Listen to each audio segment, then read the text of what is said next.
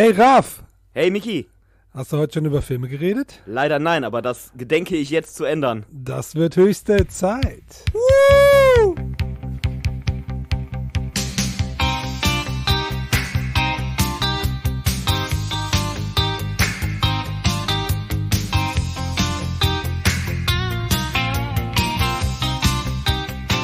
Nee.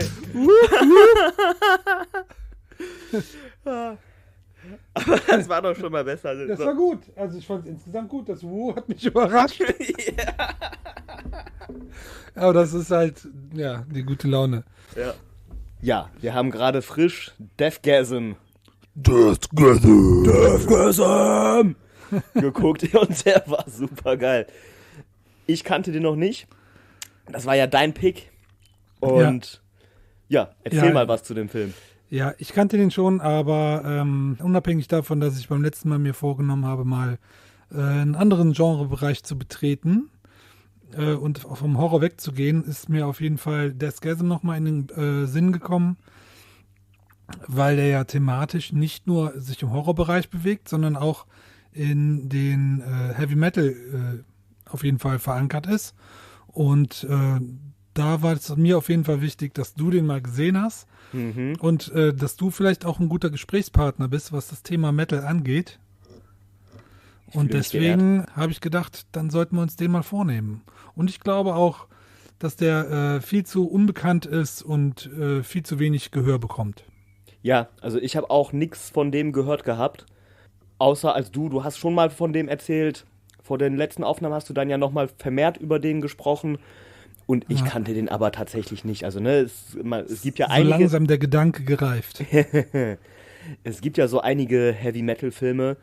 Und ich finde, manche sind besser, manche sind schlechter. Ja. Grundsätzlich habe ich da immer so ein bisschen ein Problem, weil ich finde, dass so das Metal-Ding oft irgendwie komisch dargestellt wird. Ja, ein bisschen platt manchmal. Bisschen ne? platt, genau. Also so teilweise so zum Beispiel, das hatte ich bei, wie hieß der denn? Happy Metal, Ja. All We Need Is Love. Das ist so ein französischer Metal-Film über so eine Metal-Band, die auf einem Festival spielen will, auf diesem, wie heißt es denn? Dieses große französische Metal-Festival. Da sollen die spielen, das ist so das Äquivalent zu Rock am Woodstock. Ring, Wacken. Wie heißt es denn? Ist es das Hellfest? Ich glaube, das ist das Ich weiß nicht. Aber naja, wie auch immer. Auf jeden Fall. Und der Film, der hat zwar ein paar coole Elemente, aber ist irgendwie, hat der mich auch nicht abgeholt zum Beispiel. Ja, ich habe Ne? grundsätzlich bei vielen Metal-Filmen, wenn ich darüber nachdenke, habe ich oft das Gefühl, dass das irgendwie so rein platziert ist, das Thema, aber dass dann nur so ein kleiner Handlungsbogen mit eingeflochten ist, um das in diese Schiene zu drängen, aber dass das grundsätzlich gar nichts mit dem Thema zu tun hat. Ja, und auch irgendwie so ein wirkliches Verständnis von der das Materie auch, auch ja, nicht das auch am nicht. Starte, sondern dass so sehr oberflächlich ist. Es gibt natürlich halt auch Gegenbeispiele, ne? Aber das fand ich jetzt zum Beispiel bei Deathgasm eben nicht so, sondern die haben halt tatsächlich, das ist dieses Metal-Feeling. Und auch alle Jokes, die da machen, wenn man sich mit Metal beschäftigt, dann versteht man, was gemeint ist. Ja, das ist auf jeden Fall auch daher geschuldet, dass der Regisseur und Drehbuchautor des Films, Jason Howden. Jason Leigh Howden, der ist selber auch in einer Band gewesen. Der ist selber auch ein Metal-Typ und der ist auch am Set mit einer Slayer-Kutte rumgelaufen. Slayer! Genau. Und ja, also wenn man sich also Interviews und sowas anguckt dazu, dann kommt da sehr schnell heraus, dass die Hauptfigur, die man hier in dem Film bekommt, quasi auf ihn basiert. Und das Love Interest im Film ist basiert auf seine Frau. Also die haben sich wirklich auch in solchen ähnlichen Umständen kennengelernt, nicht ganz so überspitzt mit Dämonenangriffen und Blutgemetzel. Schade. Aber es ist trotzdem so, dass sie halt so unbedarft an das Thema herangeführt wurde und die beiden dann zusammengekommen sind.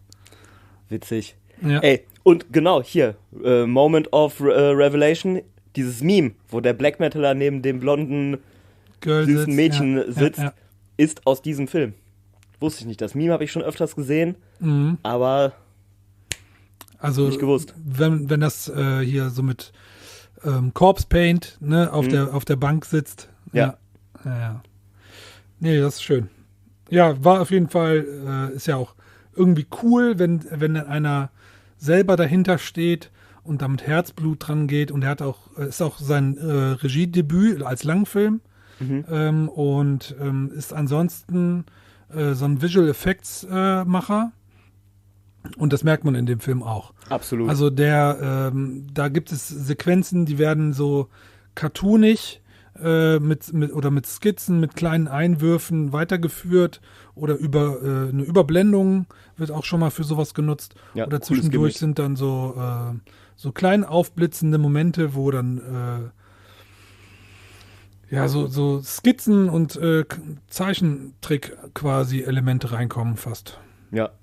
Und natürlich davon abseits die Zombie, Dämonen und Gore-Effekte halt. Ja, Denn super geil. davon hat der Film einiges zu bieten. Und es ist halt, wird der Sache gerecht, was Gore angeht. Es ist aber alles eigentlich in witzig. Ja, klar. Also, ne, und es ist so over the top, ob dann da der besessene Lehrer da die Schüler mit Blut vollkotzt oder was auch immer. Ja, also Es ihr ist hört schon schon, sehr, das Blut spritzt. es geht um Dämonenhorror in dem Film. Die Story ist mehr oder weniger, dass ein Metalhead neu in eine Stadt kommt und sich dann zu den anderen Außenseitern gesellt, sozusagen. Die machen dann eine Band auf und wollen Metal spielen und währenddessen lernt er noch ein nettes Mädchen kennen. Das erst mit seinem Bruder zusammen ist oder seinem Stiefbruder. Mit seinem Stiefbruder, genau. Oder nee, von der Tante. Ich weiß gar nicht, wie das dann. Ja. Cousin. Cousin, ja. Ja. Richtig. Ähm, Also quasi, der und- wird so zu seiner Pflegefamilie geschickt, weil seine Mutter irgendwie verhaftet ist. Und genau. Also sein Leben geht den Bach runter. Genau. Und jetzt landet er in diesem kleinen Vorort. wobei der ja eigentlich sehr freundlich zu denen da ankommt. Der ist Ja. da gar nicht anti oder so, sondern die Nee, sind dem genau. gegenüber anti. Ja, weil die verurteilen den halt direkt Ja. wegen seiner Metal-Attitüde. Genau, das Und sind so. Das sind aber auch so kleine Momente, die kennt man einfach als Metal-Typ. Das hat jeder schon direkt mitgemacht. So. Also wenn man damit anfängt, mit einer Kutte rumzulaufen, mit langen Haaren, eventuell sich einfach offen als Metalhead präsentiert, dann ist jeder da schon mal angeeckt. Ja.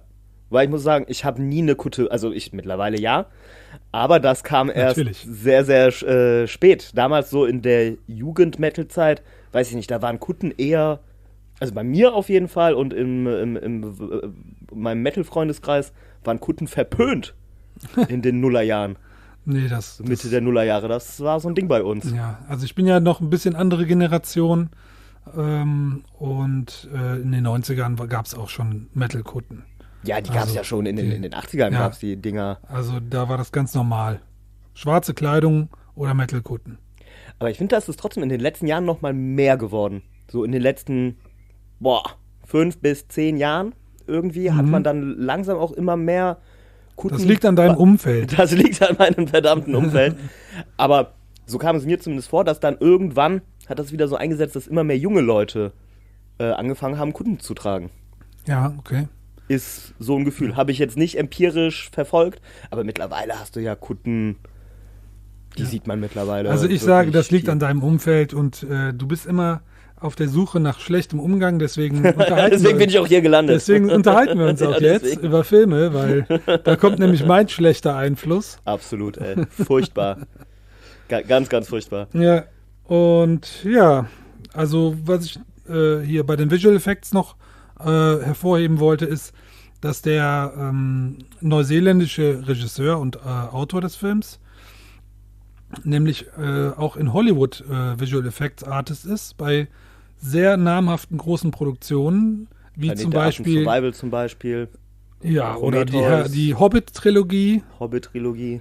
Und auch sogar im Marvel-Universum hat er den Shang-Chi die Visual Effects gemacht. Nicht Special Effects, aber ne, und wenn man sich so ein bisschen, also wenn man sich an den erinnert, der ist auf jeden Fall auch sehr stark davon abhängig, dass die Effekte da gut funktionieren. Also der ist da schon irgendwie im Big Business, macht aber dann auch eben so ein Herzensprojekt. Und auch vom Zeitraum her, wenn man das jetzt betrachtet, ist nämlich die Hobbit-Trilogie ein bisschen vorher gewesen. Und dieses Marvel Cinematic Universe, Shang-Chi, wie gesagt, das war auf jeden Fall nach Deathgasm.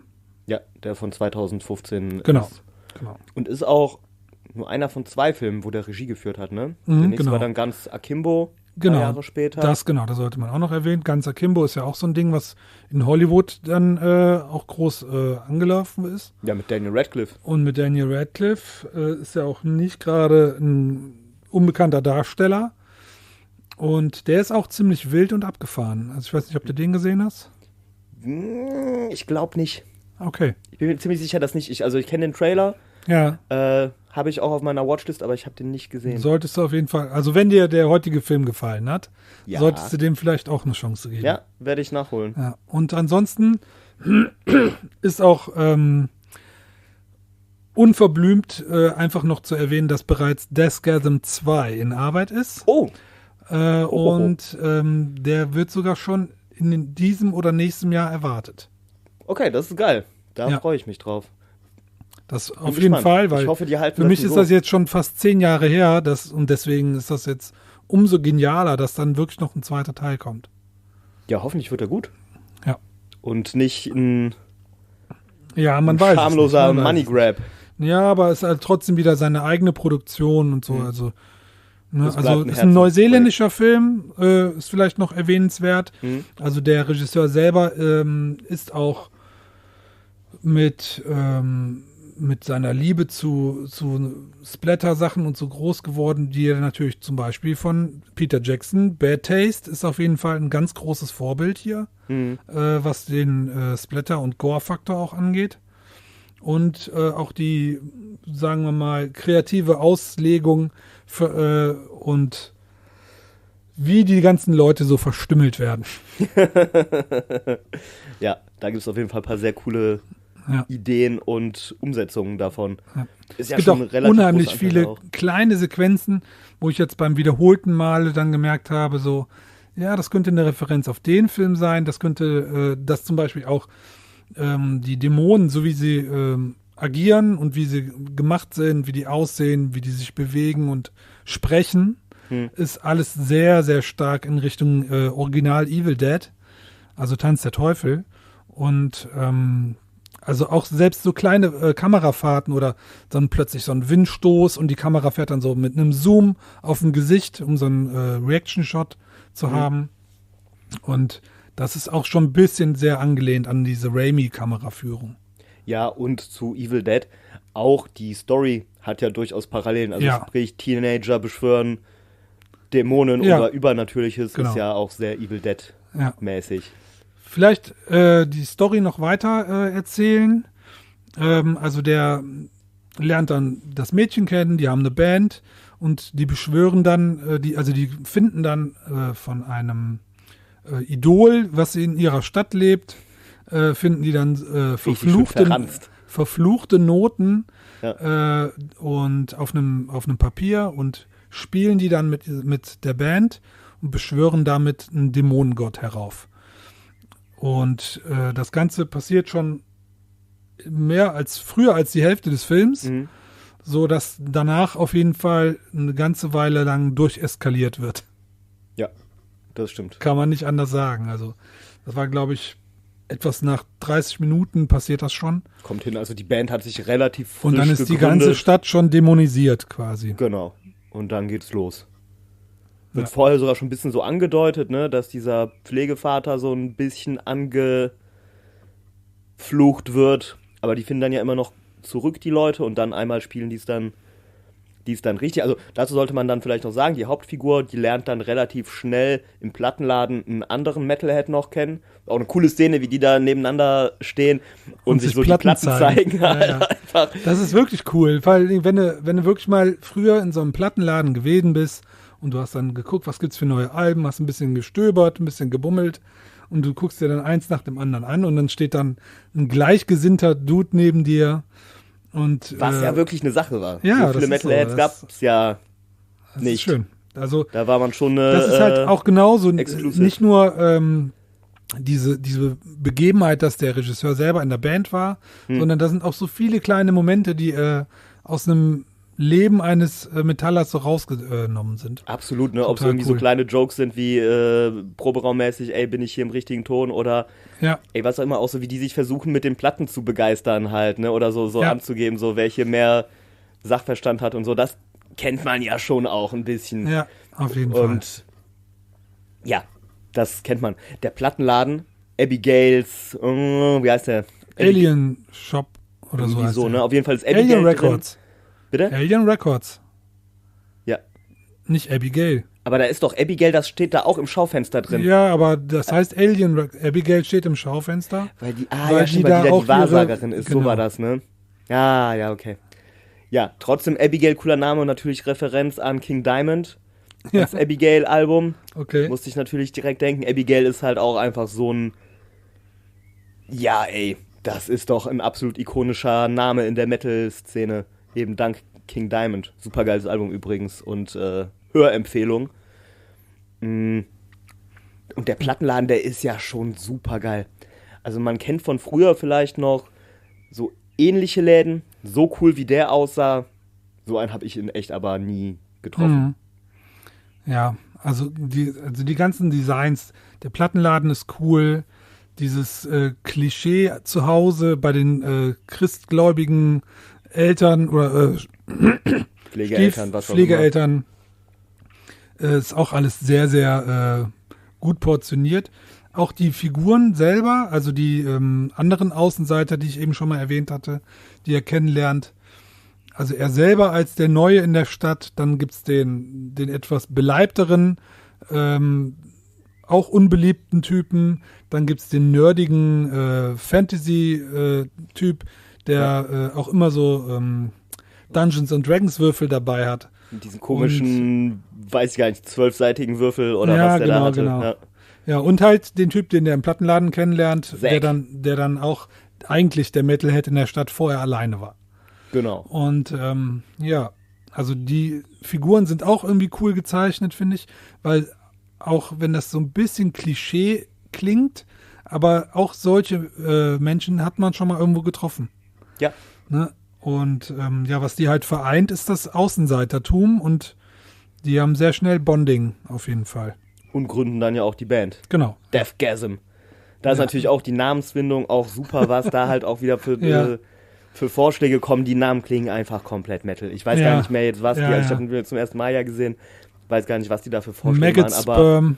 genau, ne, also Also- was man sich dann so, was so der geneigte Metalhead sich da vorstellen kann. Aber ansonsten finde ich cool, dass die erwähnten Platten, die der im Laden rausholt und was die ansonsten in Referenzen oder Patches auf der Kutte haben, dass das alles echte Bands sind. Die T-Shirts, die tragen, sind von Death oder ähnliche. ja, Ne, ja und Cannibal Corpse das ist halt kommt, alles, kann und man da oft gibt's dann auch- lesen. ja, genau. Trivium, Trivium ist dann gibt es eine Szene, wo einfach ein paar CDs hintereinander gezeigt werden von Pungent Stench und komme ich jetzt nicht mehr drauf. ja, ich bin gerade auch am Überlegen, was noch Ja. Punch Stench auf jeden Fall. Auf jeden Fall, dass das echte Bands sind. Das finde ich cool, dass das eben nicht alles so fiktiv herausgegriffen ist, bis auf die eine Band, die in den Films in der Story eingearbeitet ist, Hexen Sword. Die, Auch ein geiler Name. ja, die ist halt fiktiv, aber ansonsten finde ich das echt nice. Ja, und die Covers, die der dann zeigt, die sind auch alle so richtig schön geschmacklos.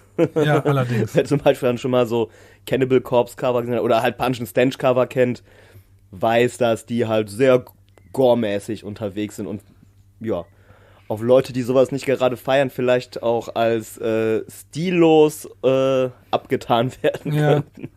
Aber auch das wird ja thematisch behandelt, dass Metal immer so in eine Schublade gepackt wird und er das dann halt dem Mädchen seiner Anbetungsfantasien, dass er die dann quasi da irgendwie thematisch abholt und sie quasi in den Metal holt. Ne? Ja, Also ist auch das war eine sehr coole Transformation ja, auch. auf jeden Fall. Also das ist am Anfang wirklich so ein blondes, püppchenhaftes, wunderschönes Mädchen, die aber komplett überhaupt sehr, sehr einen krassen Kontrast darstellt zu ihm.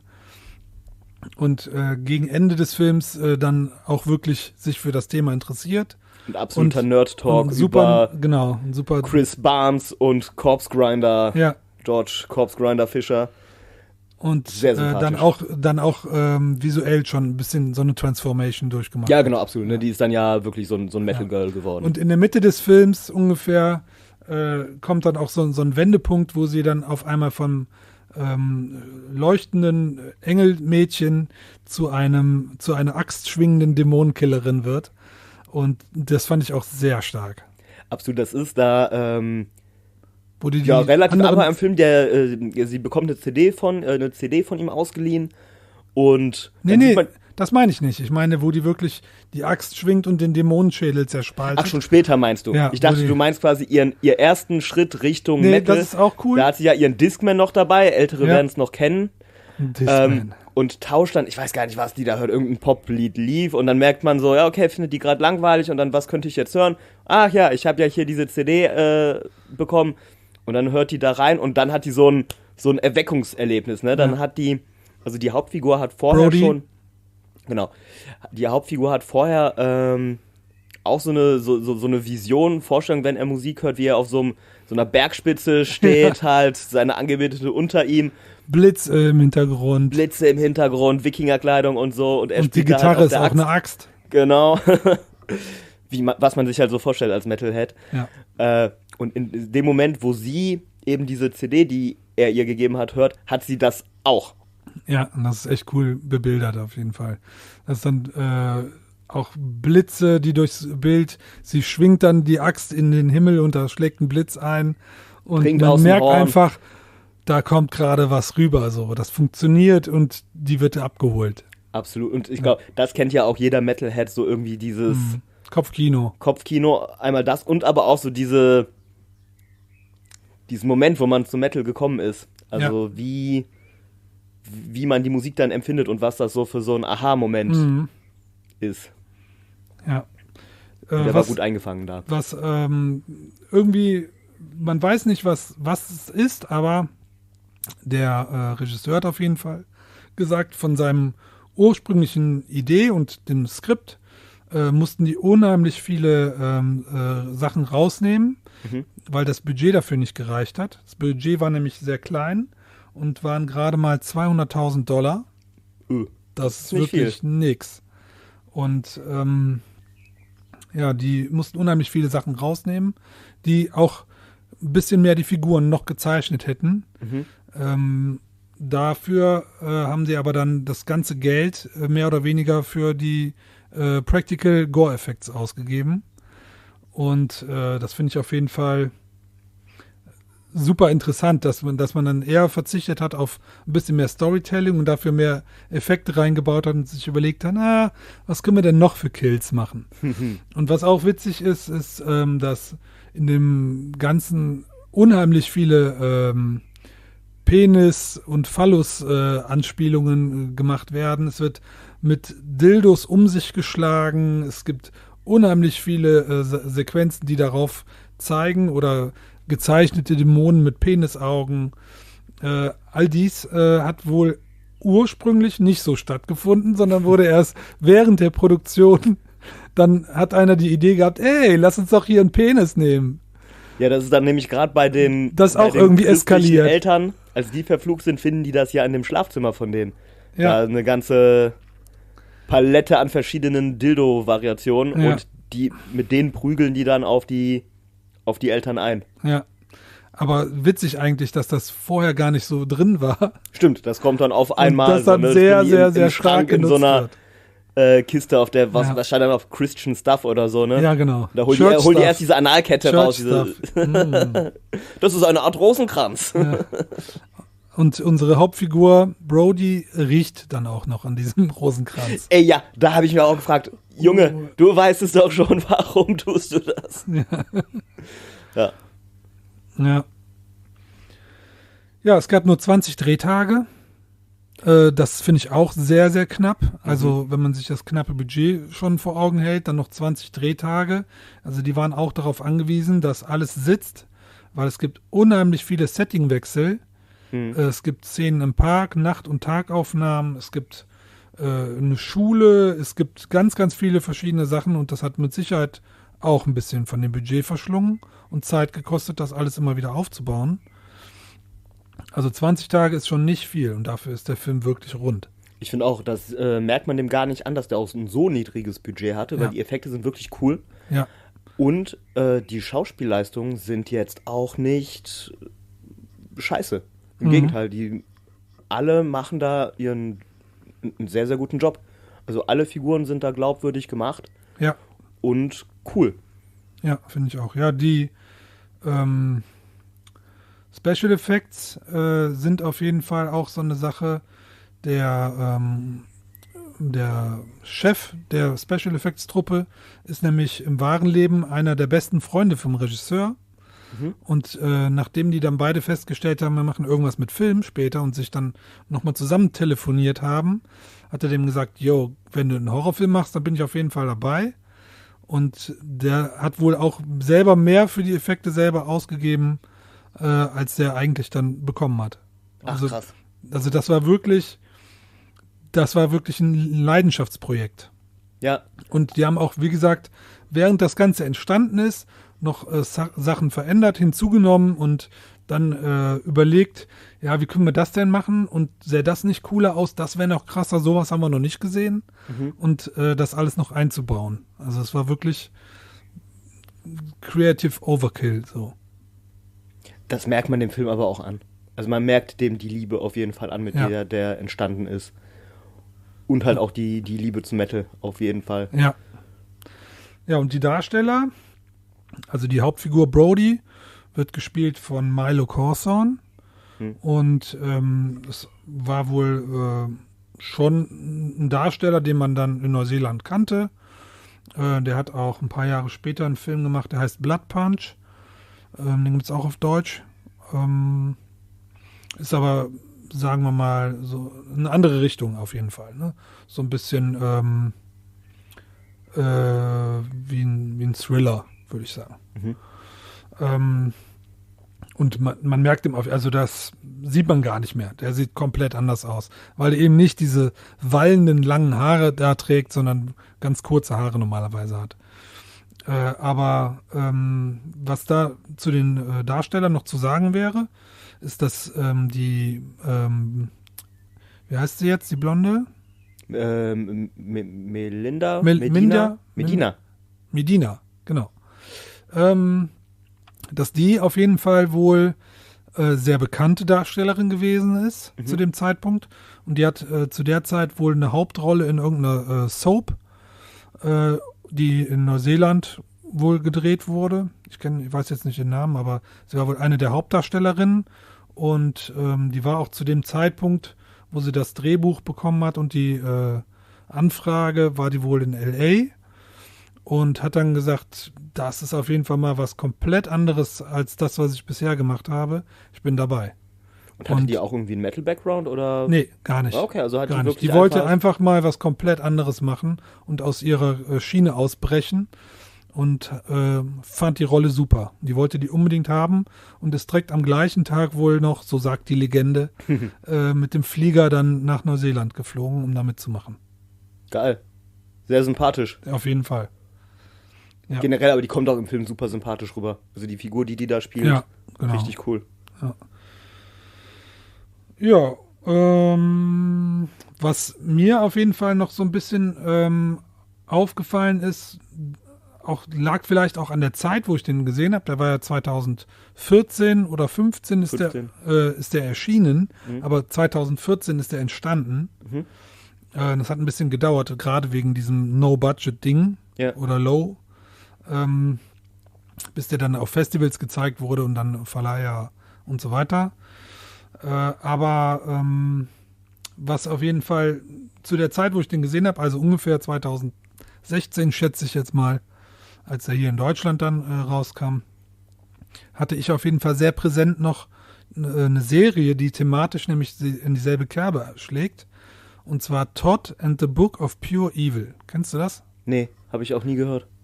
Das ist eine Serie, da geht's, stell dir vor, es geht um eine Highschool, wie bei Buffy, so ungefähr. Ja, so ein Setting. Und da gibt es dann auch das Necronomicon, es wird aber nicht so genannt, ne? Das The Book of Pure Evil. Und das befällt immer in jeder Episode einen anderen Schüler. Und die Hauptfigur in der Serie ist Todd. Und der ist auch in einer Band, der spielt Gitarre, der ist auch ein Metalhead. Und der hat dann auch seinen etwas beleibteren Best Buddy in der Schule, der auch sein Schlagzeuger ist. Und das ist auch das Setting mit dem Mädchen ist auch so ein bisschen so ähnlich. Ich will nicht sagen, dass das ein Plagiat ist, aber ich musste auf jeden Fall, als ich Deathgasm gesehen habe, direkt wieder an diese Serie denken und habe mir die nochmal gegeben. Also die ist wirklich toll. Kann ich empfehlen. Ist eine kanadische Serie wohl. Das ist das schwierige Wort mit K. Wobei, wo wir dann schon bei Metal sind, Kanada, Heavy Metal von 1981 ist auch eine kanadische Produktion.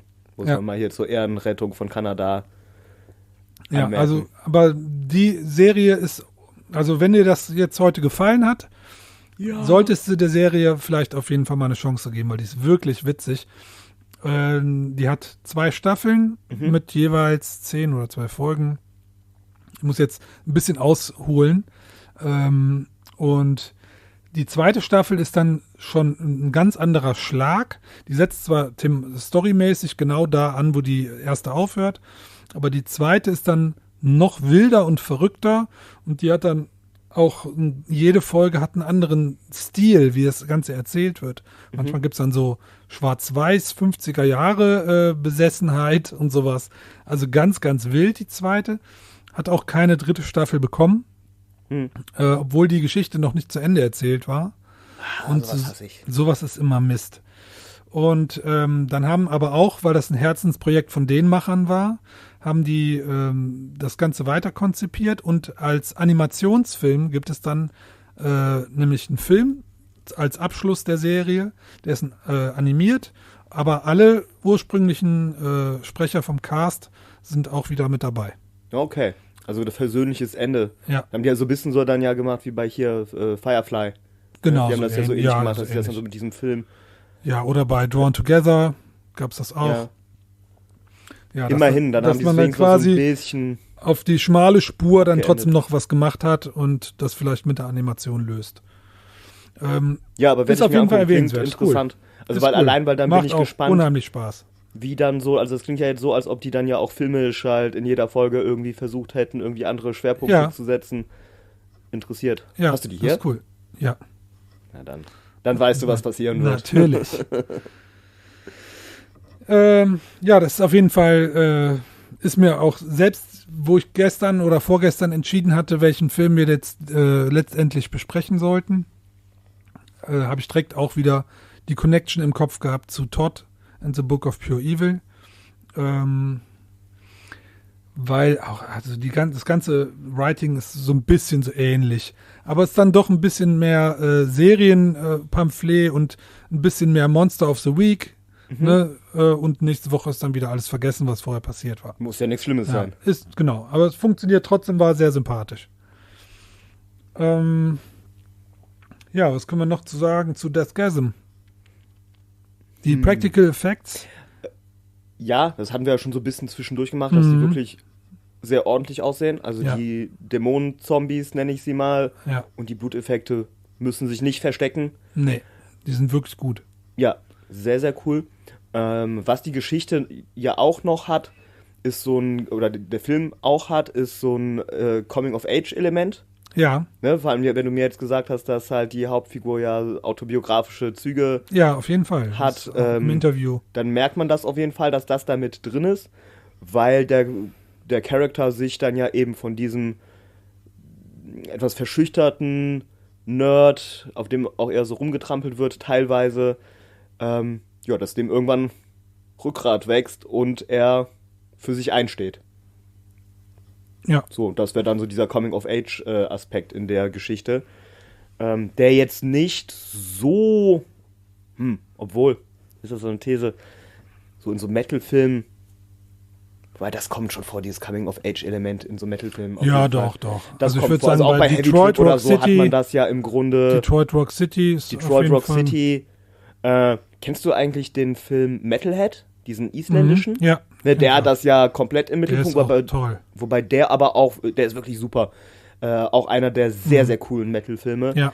Der aber, ja, der ist ja fast schon Depri, der Film. Also der hat ja gar keine lustigen Aspekte drin. Da geht's ja wirklich Ganz anderer Schlag. Also ganz heute, anderer Schlag. Heute der Film, ist ja richtig auf die Tube drücken, alles ein bisschen drüber, alles Und auf gute 11. Laune.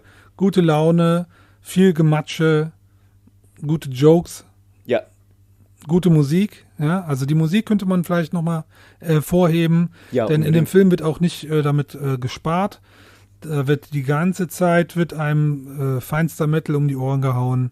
sehr cool fand ich die Szene, wo Emperor im Hintergrund laufen. Ja, War sehr, sehr geil. und also da sind dann immer so kleine Szenen, auch wo die sich dann die Hand reichen und dann immer die sogenannte Pornsmann. Pommesgabel machen. Warum geben wir uns so eigentlich nicht die Hand? Ja, Hab den noch nie gesehen, so den Gruß. Der ist aber. das stimmt. Was sagen die dann immer?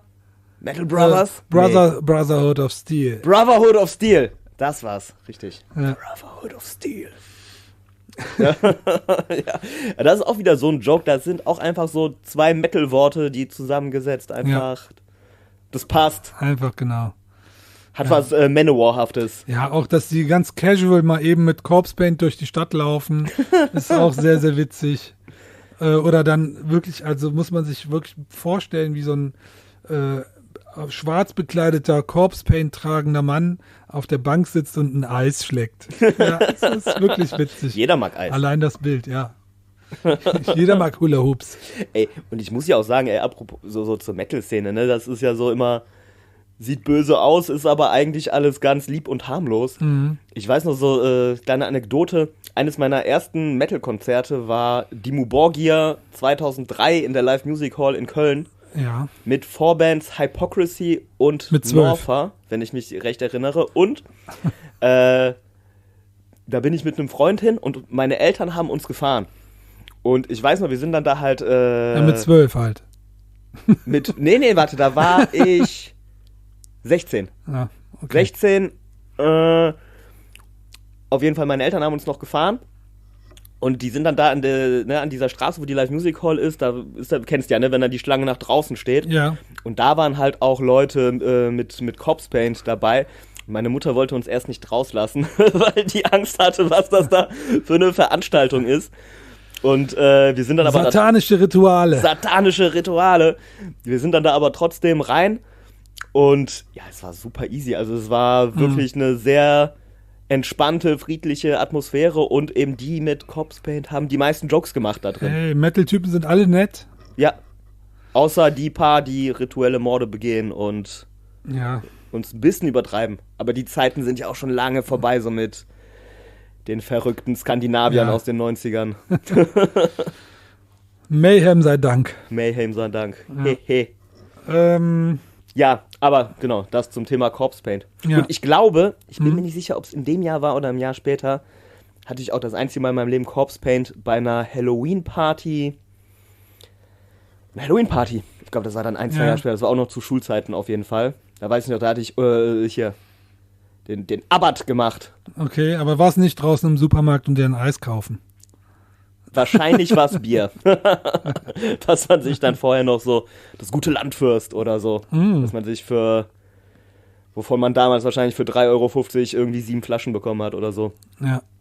Good old times. Ja, wenn du jetzt überlegst, was du schon an Metal-Filmen gesehen hast, und jetzt in der Kombo mit Dämonen und Gore und Comedy, ich finde, der ist wirklich herausragend, was das betrifft. Absolut.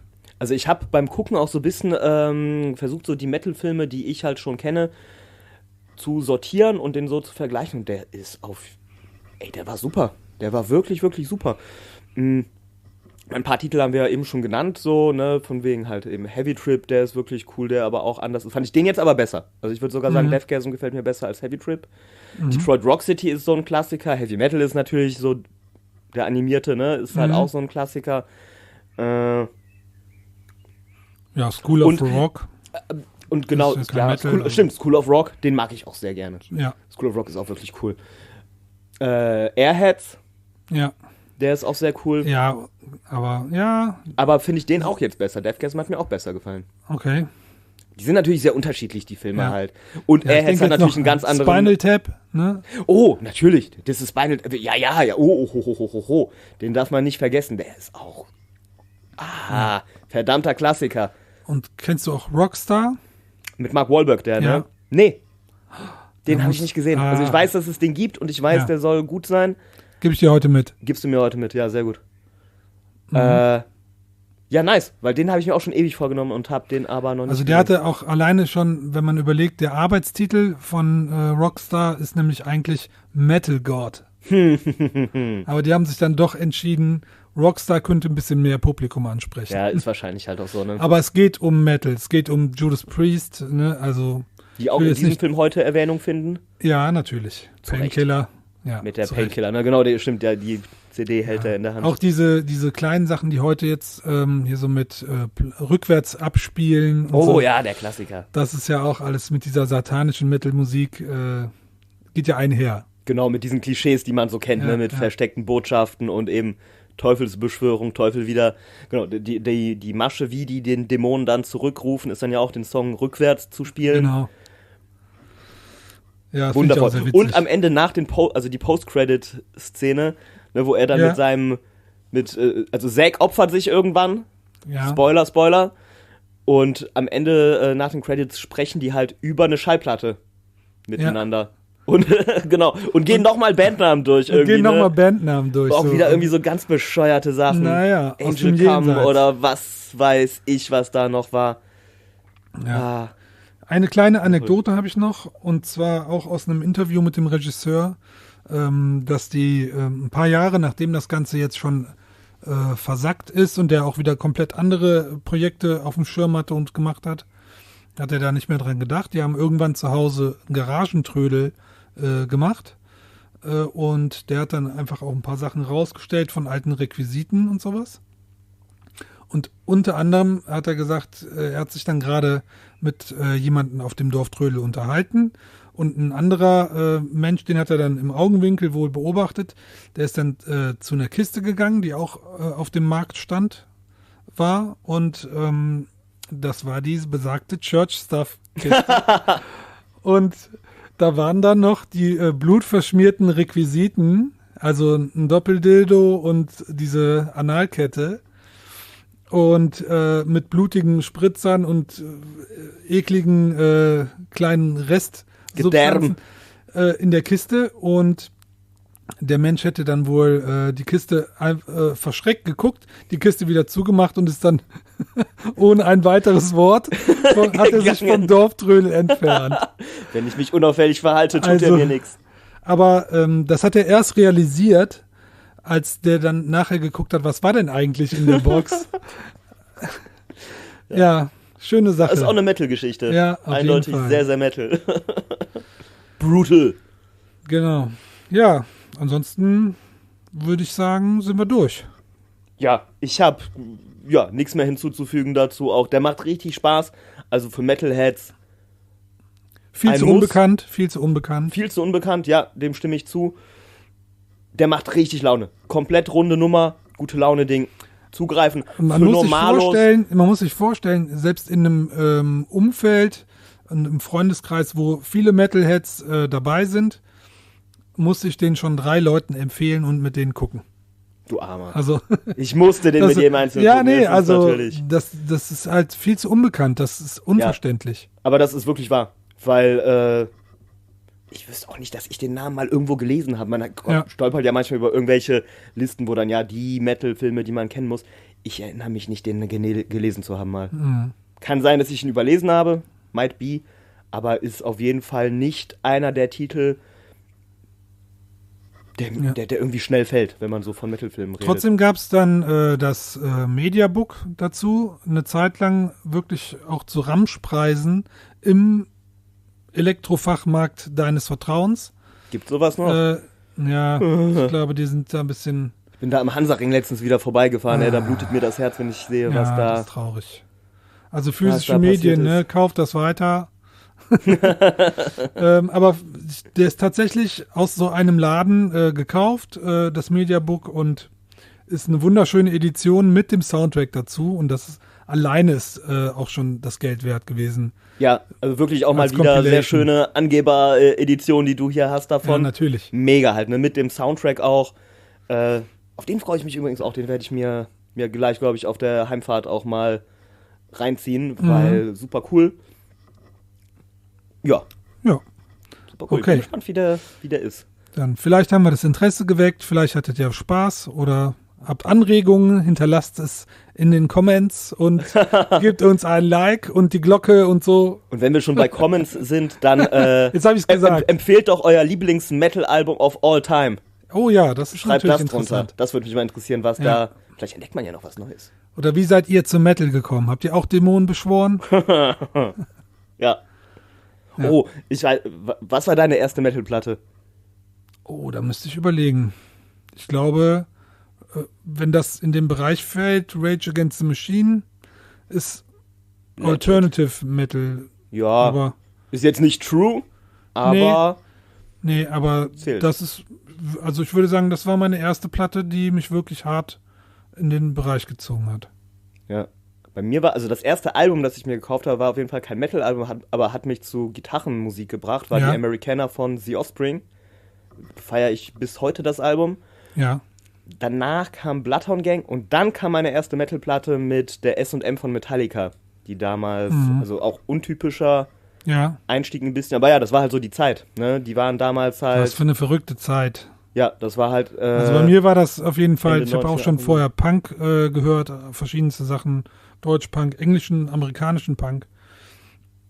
Aber da war halt, dann kam Grunge, ne, mit Nirvana und so, war ja groß in der Zeit, wo ich auch groß geworden bin, und Metal war dann wirklich, ich glaube wirklich, Rage Against the Machine oder sowas wie, ja, wüsste jetzt nicht, was ich noch vorher gehört habe. ich weiß noch auf jeden Fall, Da ging natürlich dann schnell runter. Also vielleicht auch Face No More ist ja so ein bisschen alles irgendwo. Ne? würde ich Die schon machen sagen, ja sind in der alles. Szene anerkannt. Also Faith No More ist ja, Ja. so eine der Bands, würde ich sagen, auf die sich irgendwie alle Ja. einigen können, wobei ich nicht sagen würde, dass das eine Metal-Band Clawfinger, ist. Clawfinger. War auch Ja. eher so punkig. ja. Was bei mir dann relativ schnell kam, also erstmal waren da natürlich so diese Mainstream-Sachen, eben Metallica, dann kam Manson, dann kam Ozzy. Mhm. Und dann aber war das auch so die Zeit, wo diese ganzen skandinavischen Bands halt, diese Melodeath-Sachen halt so sehr abgingen. Also ich weiß noch, ein wichtiges und auch eines meiner relativ ersten Alben, die Reroad to Remain von In Flames. Die hat mich dann so ganz in diese skandinavische Schiene da gebracht. Und da zu der Zeit, also 90er, Nuller Jahre, skandinavische Metal-Bands, das ist Wahnsinn, was da in der Zeit rauskam. Aber Siehst du, jetzt wollte ich ganz zu Beginn deine Metal-Ader anritzen, und jetzt kommt das zum Schluss. alles jetzt erst kommt's, raus. ne? Jetzt Jetzt bist du heiß Jetzt, geworden. wo es schon ne? fast zu spät ist, Ja. kommt es, ja. Ja, ey, aber gerne Metal-Empfehlung oder Genau. erstes Metal-Album. Coole Story. Und genau, da erinnert man sich dann ja dann doch dran. Ja, dann danke fürs Zuhören, und vielleicht gucken wir ja bald nochmal einen Film. Ey, wäre cool. Also irgendwie noch was Metal-mäßiges. Jetzt hast du mich auf den Geschmack gebracht, auf jeden Fall. Da müsste man sich aber überlegen, welchen wir nehmen. Ich meine, ein paar von den Titeln, die wir genannt haben. Ey, kein Metal-Film, aber Wayne's World ist ja eigentlich auch so eine, in der Welt der Rockfilme auch so eine Könnte man auch mal drüber so eine sprechen. Nummer. Haha. Ja, da überlegen wir uns was. Oder ob wir da noch irgendwie tiefer graben und irgendwie was Unbekannteres finden. Aber Ja. irgendwann mal noch einen Metal-Kontextfilm. Bin Ja. dabei. Alles klar. Dann Peace out. Tschüss. Und Satan!